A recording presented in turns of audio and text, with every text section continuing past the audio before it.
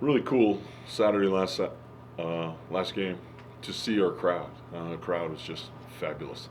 The tailgating was spectacular.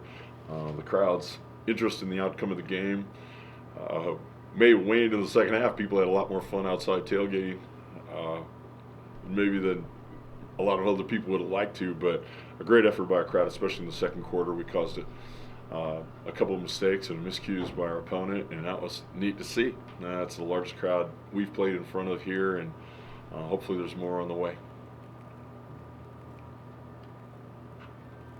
So you mentioned on the post-game IC radio show the unavailability. What's it look like this week? Probably the same. I won't know and won't have any announcement in terms of who plays what personnel-wise until Saturday, until we go out for kickoff. Just have to make sure I safeguard every opportunity we have because I'm not bound to have to divulge any information. So I'll just keep it as close to the vest as possible, and we'll see what happens. We've had a lot of guys that are getting treatment, a lot of guys who had looked like huge debilitating injuries. Maybe the injuries have not been as rugged as we thought on Saturday. And there will be some guys who will obviously return to the field this year that maybe on Saturday it looked like there were season-ending injuries. So more positive on the injury front than maybe we looked at Saturday afternoon in here. But the information about who's going to be available or not will not come until we roll out for kickoff. What kind of advantage do you think the can have to try and keep it under? Two ways. Number one, a lot of coaches in the college level use it just to safeguard the opportunities that new guys are getting. And second of all, tactically, it would be an advantage to us to know who was going to play for Sac State in certain areas and who was not. So we don't have to divulge anything since there's no betting line in college football, and we're not the NFL, so we just safeguard our opportunities. Mike, there's a lot of parallels between ISU and Sacramento State. Both had good seasons last year. Both were hoping to continue that this year. Both have had injuries. But the differentiation point, I guess, is Sacramento State is so young. So many freshmen and sophomores on that team. What have you seen this week from them? Because they've really struggled offensively. Well, they run the ball very well. Robinson's an outstanding run back, and he, unlike Xavier, he dies hard. And I like his pad level, and I like the way he runs. They've got an outstanding wide receiver. They're just having a hard time getting the ball to him. Hopefully they won't get on track at quarterback this week. Now, they've struggled quite a bit at quarterback. And if you come all the way back to quarterbacking, I would say on Saturday was probably the disappointing part of us Saturday was how we played at quarterback. I mean, we think we're obviously coming out of North Dakota, we're thinking our quarterback situation is pretty stable, but Michael did not play well. He did not play outstanding, and he did not play well early, and all of a sudden he started holding the ball, and when you hold the ball, bad things happen, and he paid a price for that by getting severely injured in the ballgame. So quarterbacking is just a measure of how fast you can take the ball and spin it to the receiver before the defense collapses on the receiver or on you as a quarterback. And when your brain slows down and you have to confirm the throw, that's when bad things happen. And I see Sacramento State's quarterbacks trying to confirm the throw before they throw it, and that is not good for anybody. And that's the same thing that happens to us. We're spending too much time at quarterback trying to confirm the throw. Mike, is that on the quarterback, or is that what the defense is doing? I think it's an organizational issue from the head coach to the quarterback. You have to have a system that teaches your quarterback to take care of himself by throwing the ball to a receiver long before he's open. This is not catching the backyard with your younger sister. It's throwing the football to a receiver as he's getting open, before he's open, so that when the receiver's in a position to catch the ball's on target. And to us, we're immature, and it's the best word I can use to say it.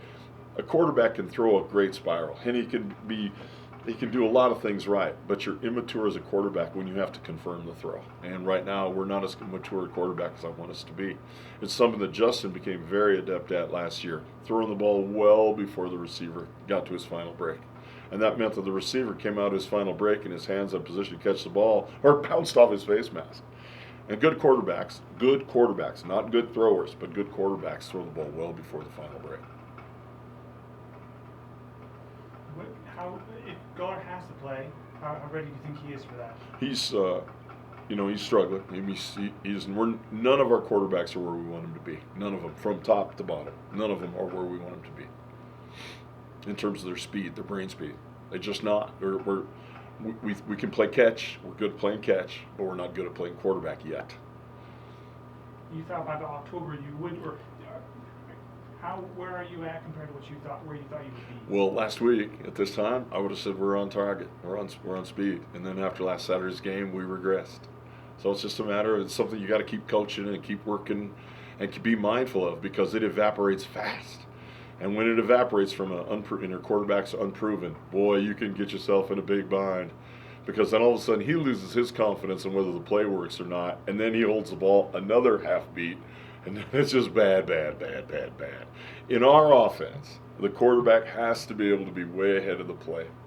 It takes a while to get there. And Michael, we felt, is getting there.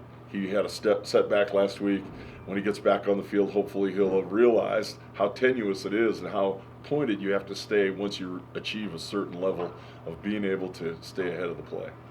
It's just a fine line. And I wouldn't say that Jordan West had an exceptional game last week. He threw the ball quickly in the short pass, but he threw 6 passes into double coverage. The double coverage wasn't very good, and the guy who was catching the ball was really, really good. In fact, that display by Cooper Kupp last week was that's one of the best performances I've seen. We had him double covered on 5 catches. 5 times.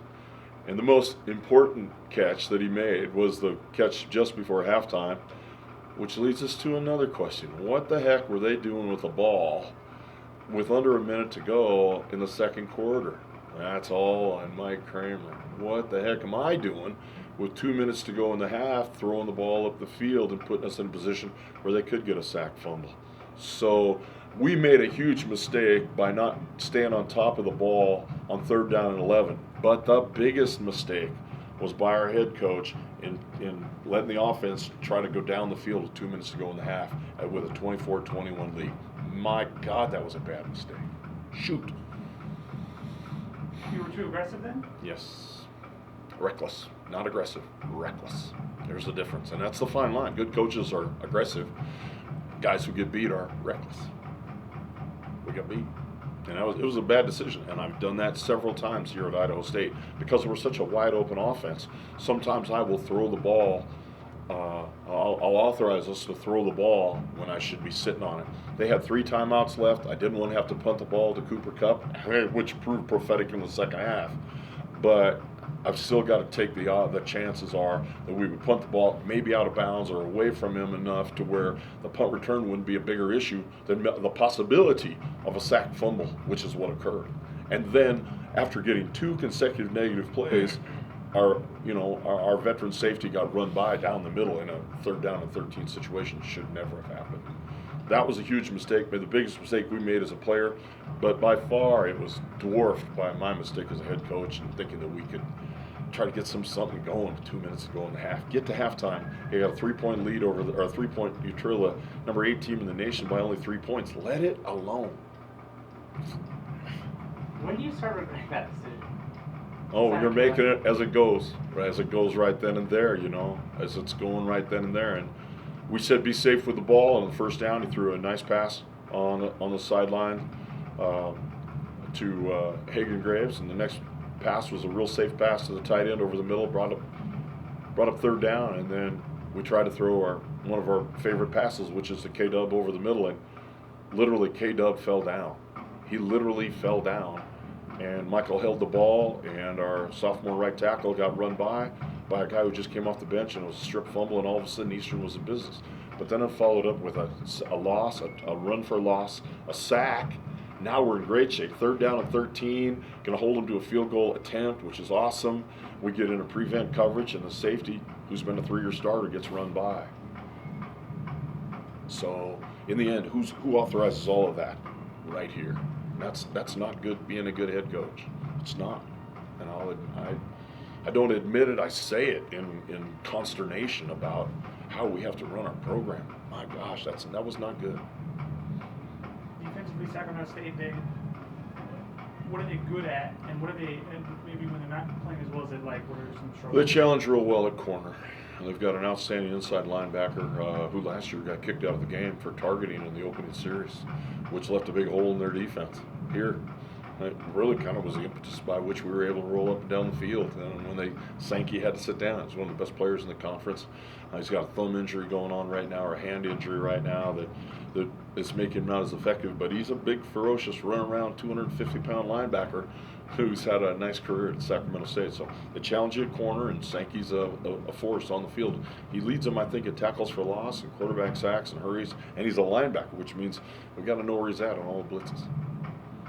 I was reading this thing. They've against, I think, Southern Utah, for example, they had a number of tackles for loss, and so they had good moments, but they give up big plays. Is that the safety position that you refer to? They put their corners on islands, and their corner and how they match up against our wide receivers will be worth the price of a ticket on Saturday, because their corners they lock them up, they don't give them much safety help, and they say, okay, go get them. And Southern Utah with Emin Olsen took advantage of that, threw several passes downfield, and the wide receivers were able to break away from the defensive backs and make big plays. That's a good opportunity for us because we feel like we can throw the ball pretty well too. I'm sorry, I apologize. Mike, so does that mean that we look for more man-to-man on a Saturday? Yeah, Sacramento State's they play zone on the inside, but they play man on the outside. So a really good matchup, man bump and run against Hagan Graves, who's shown the ability to go down the sideline, and an excellent job by obviously Madison, who continues to play at a stellar pace. The cool thing about us offensively is that we're led by a really good a couple guys in our offensive line are really playing outstanding. But at running back, you can't play better than Xavier Finney's playing in three facets: at footwork, at pad level, and at finish. My gosh, is he playing well? Playing hard on every down. Just having an exemplary senior year. We just haven't been able to break him loose for that, where he can make the safety miss and get a long play out of it. So, but the way X is playing right now, it bodes well for us offensively. Guller plays. Is it the typical ISU offense? You don't want to help, no restrictions. Oh yeah, whether it's he or Queensland or Michael's able to get back on the field. No, it's same old stuff. Run pass option, throw the ball, go hyper, throw the ball down the field, make them line up, and do it again. Are you Queensland? Do you want to? Probably want a redshirt, of course. If you have to go to a third quarterback, would you ever consider Trey Poster? Yes.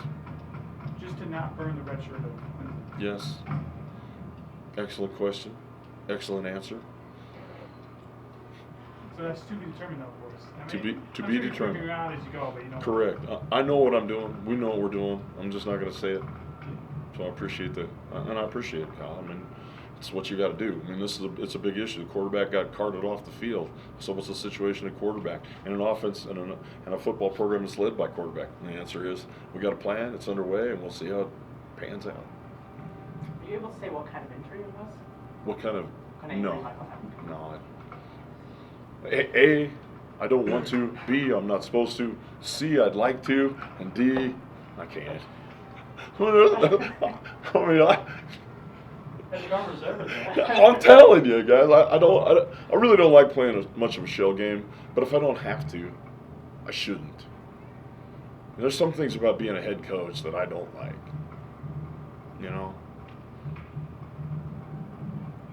And one of them is somebody's got to freaking knock me in the back of the head when we try to throw the ball again with 2 minutes to go in the quarter. Think about it. I mean, you really can do it. Go back and look through 5 years of Mike Kramer's games and watch how in the end of the second quarter we've given the ball back to the opponent in a position to score points. I mean, you'd be just on that basis alone. What the heck are you doing? Well, part of the answer is, well, we're trying. We're trying. We don't want to get too conservative in those moments.